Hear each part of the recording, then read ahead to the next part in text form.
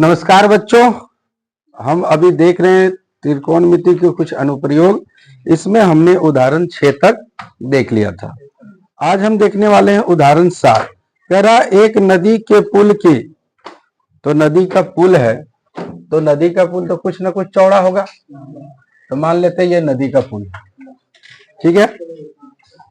अब इसमें कह रहा है कि एक बिंदु से नदी के सम्मुख किनारों, तो यदि ये नदी है, इसके दो किनारे होंगे, एक ये और एक ये।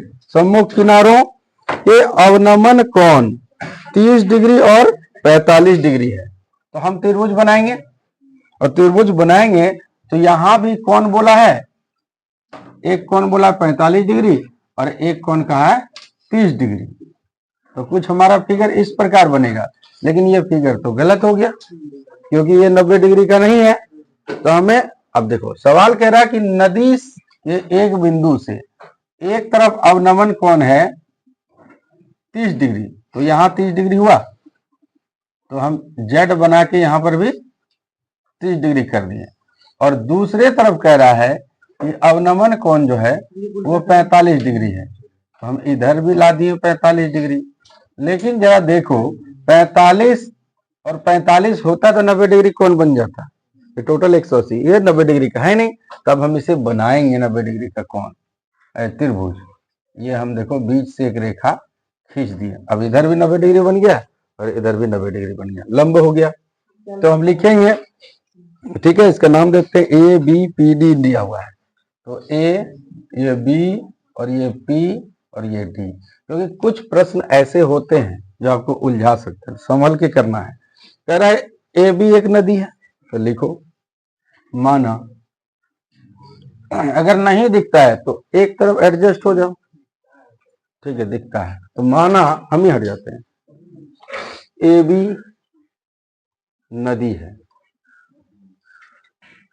कह रहा सम्मुख किनारे, तो एक किनारा ये होगा, मान लो ऐसे नदी बह रही है ऐसे, तो बीच में दूरी है ना, वही ए बी है, तो ये एक किनारा हुआ और ये बी किनारा हुआ, ठीक है। तो अब क्या कर रहा है, अब दो थीटा दिया हुआ है यहाँ पे, एक थीटा दिया हुआ है 30 डिग्री और दूसरा दिया हुआ है 45 डिग्री। 45 डिग्री मांगा क्या है, तो मांगा है कि नदी की चौड़ाई ज्ञात कीजिए, ठीक है। कह रहा यदि ऊंचाई 3 मीटर है, ऊंचाई कितना दिया हुआ है 3 मीटर, तो यहाँ लिख देंगे 3, ऊंचाई तो वही ना हुआ। अरे जमीन से पुल है तो पुल में ये नदी है तो नदी पर पुल बना हुआ है, तो उसकी ऊंचाई होगी ना, तो ऊंचाई दिया हुआ है 3 मीटर और ऊंचाई को हमने नाम दिया है पीडी, तो पीडी यानी एच है और एच कितना है 3 मीटर। अब कह रहा नदी की चौड़ाई, तो नदी की चौड़ाई यानी हमसे ए बी मांगा जा रहा है, मांगा जा रहा है कि नहीं, देखो तो हम लिखेंगे याद करना है, याद करना है, यही ए बी याद करना है। तो हमारे पास दो त्रिभुज है, एक ए पी डी दूसरा बी पी डी। अब जिससे चाहे शुरू कर सकते हैं, कोई फर्क नहीं पड़ता है, लेकिन मेरा मानना है कि यदि 45 हो ना तो शुरू करो 45 से, क्योंकि उसका वैल्यू क्या होता है 1 होता है, इसलिए 45 से शुरू करो। तो आप चाहें तो एपीडी से भी कर सकते हैं, बीपीडी से भी कर सकते हैं, जिससे इच्छा हो। तो हल लिखते हैं,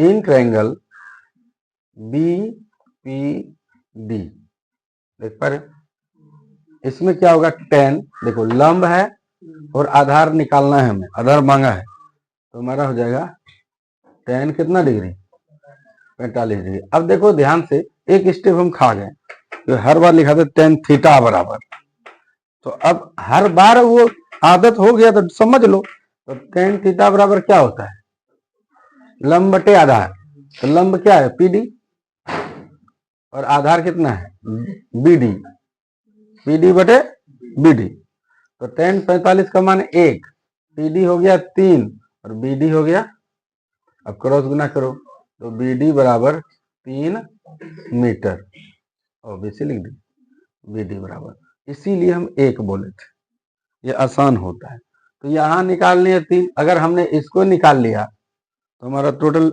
निकल जाएगा ए बी। अब एक ट्रायंगल और लेंगे, यहाँ ले लेते हैं, यहाँ हटेगा, इधर हो गया। इन ट्रायंगल क्या लेंगे, एपीडी। देखो एपीडी में अब क्या होगा, टेन कितना डिग्री, 30 डिग्री, तो पीडी बटे एडी, इसका वैल्यू कितना होगा 1/√3, और पीडी का वैल्यू 3 है, एडी का वैल्यू हमें निकालना है, तो क्रॉस गुना करो, तो एडी बराबर 3√3, क्रॉस गुना कर दिया। जब हम ए बी की बात करते हैं, इसलिए ए बी बराबर क्या हो जाएगा, एडी जोड़ डीबी, होगा या नहीं होगा, देखो ए बी बराबर एडी जोड़ बीडी, तो एडी का मान कितना है, तो एडी का मान है 3√3, और बीडी का मान कितना है 3, तो कॉमन ले लो, तो 3 कॉमन ले लिया, √3 और प्लस का 1 मीटर हमारा आंसर आ गया। देखो खाली फिगरे बनाने में जो तमाशा है, अगर फिगर सही से बन गया ना तो ये सब अपने आप सॉल्व हो जाएगा। ठीक।